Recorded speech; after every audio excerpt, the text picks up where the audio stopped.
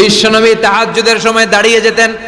ছোট্ট একটা ঘরে চাটাইয়ের উপরে বিশ্বনবী মা এসে শুতেন, গাদাগাদি করে জায়গা নাই। মাঝরাতে বিশ্বনবী তাহাজ্জুদের জন্য দাঁড়াতেন, আল্লাহু আকবার বলে দাঁড়িয়ে যেতেন, নামাজ শুরু করে দিতেন। বিশাল বড় সূরা পড়তেন, কিরাত পড়তেন, রুকু করতেন, কিন্তু সিজদার জায়গায় সিজদা দেওয়ার জায়গা নাই। সিজদার জায়গায় মা এসা পা বিছিয়ে শুয়ে আছে। বুখারীর বর্ণনা, বিশ্বনবী সিজদায় যে হাত দিয়ে মা এসার পায়ের মধ্যে চিমটি কাটতেন, মা এসা বুঝতে পারতেন বিশ্বনবী এখন সিজদায় যাবে। সুবহানাল্লাহ পড়েন। মা এসা বুঝতে পেরে পা দুইটা সরিয়ে নিতেন, বিশ্বনবী সিজদা দিতেন।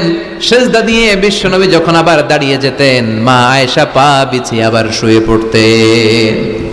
কি ইবাদত ছিল বিশ্বনবীর! হাত্তা তাতাওয়াররামু খাদামা। মা আয়েশা বলতেন বিশ্বনবী দাঁড়িয়ে থাকতে থাকতে এত সময় ধরে তাহাজ্জুদের সালাত পড়তেন, ওনার পা গুলো ফুলে এরকম টিউমারের মতো মোটা হয়ে যেত। সুবহানাল্লাহ পড়বেন না? দাঁড়িয়ে থাকতে থাকতে বিশ্বনবীর পা গুলো টিউমারের মতো মোটা হয়ে যেত।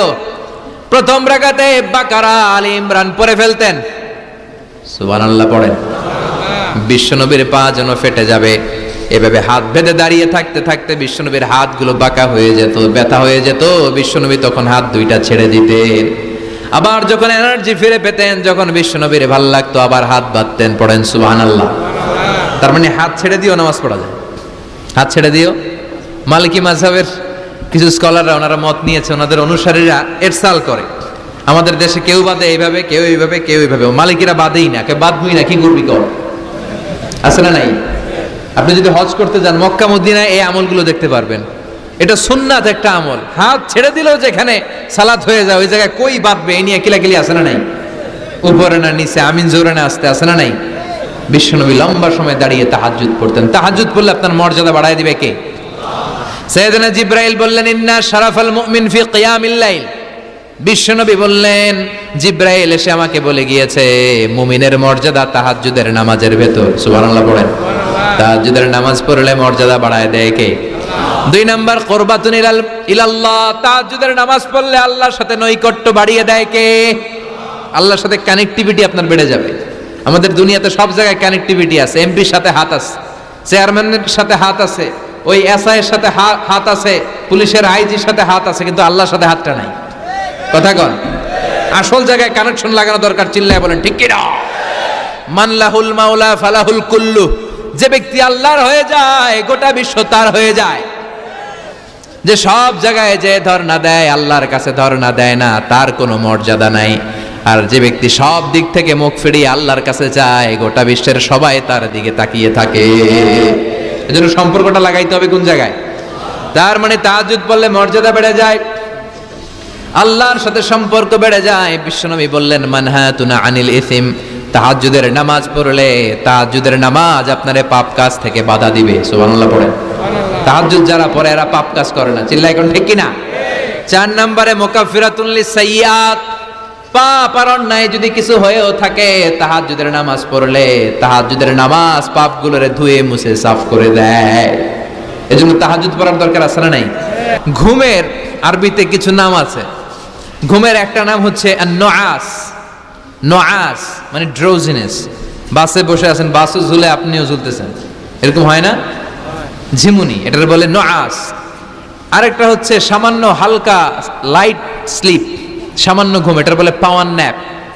হালকা হালকা ঘুম, ঘুমও আসছে, আবার কে যেন কথা বলে ওইটাও শোনা যায়, এরকম ঘুম আছে না নাই?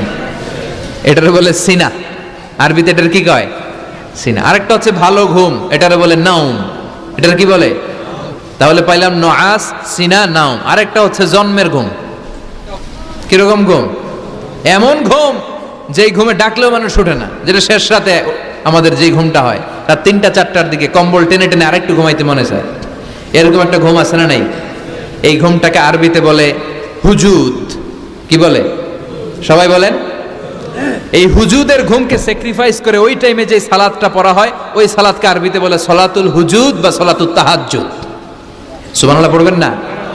এজন্য রাব্বুল আলামিন বলেন, ওয়া মিনাল লাইলি ফাতাহাজ্জাদ বিহি নাফিলাতান লাকা আসা আন ইয়াবআসাকা রাব্বুকা মাকামাম মাহমুদা। ও নবী, রাত্রিবেলা দাঁড়িয়ে আপনি তাহাজ্জুদের নামাজ পড়েন, আশা করা যায় বিশাল সম্মানিত মহিমান্বিত জায়গায় আল্লাহ আপনারে বসায় দিবে গো নবী। ঠিক কি না? তাহাজ্জুদের সালাত পড়লে মর্যাদা বাড়ায় দেয় কে? মুমিনের বৈশিষ্ট্য, তারা রাত্রিবেলা তাহাজ্জুদের সালাত পড়ে। ইমানদারদের বৈশিষ্ট্য, তারা হলো ফুরসান নাহার রুহবান আল-লাইল। রাত্রিবেলা তাহাজ্জুদের যায় নামাজে কান্নার ঝড় তুলে, দিনের বেলায় ঘোড়া হাঁকিয়ে জিহাদের ময়দানে জিহাদ করে। ঠিক কি না? দিনের বেলায় চলবে কি? জিহাদ। এজন্য বিশ্বনবীর প্রথম প্রশিক্ষণ নিতে বললেন আল্লাহ, কুমিল লাইলা ইল্লা কালিলা। ও নবী, বিশাল মিশন নিয়ে দুনিয়ার বুকে আপনি এসেছেন গো নবী। প্রথম প্রশিক্ষণ যেটা নিবেন, রাত্রিবেলায় দাঁড়িয়ে দাঁড়িয়ে তাহাজ্জুদের প্রশিক্ষণ। বিশ্বনবীর আদেশ করলেন কে? কিসের আদেশ? সবাই কোন? আরো জোরে। ওই মুহূর্তটা তাহাজ্জুদের সময়টা এমন সময়, ইয়ানজিলু রাব্বুনা ইলা সামাইদ দুনিয়া, রব্বুল আলামিন আরশের উপর থেকে দুনিয়ার আকাশে নেমে আসে মানে বিশেষ একটা মনোযোগ দেয়, আর দুনিয়াবাসীরা ডেকে ডেকে বলে, গোলাম আলা মিন মুস্তাগফিরিনা গফির আলা, কার ক্ষমা লাগবে ক্ষমা চাও, সব গুনাহ আমি ক্ষমা করে দেব। আলা মিন মুস্তারজিকিন আরজুকালা, কার কি লাগবে আমার কাছে চাও, সব আমি দিয়ে দেব। আল্লাহু আকবার। আলা মিন মুস্তাকসিন আকসুলা, যার জামা দরকার জামা চাও, জামা দেব। ক্ষমতা দরকার ক্ষমতা চাও, ক্ষমতা দেব।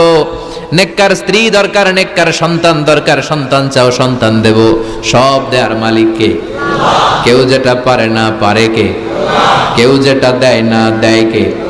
কেউ যেটা বোঝে না বোঝে কে? আল্লাহ শেষ রাতে আম করে ডাকে, দেওয়ার জন্য ডাকে, কিন্তু চাওয়ার সময় আমাদের নাই।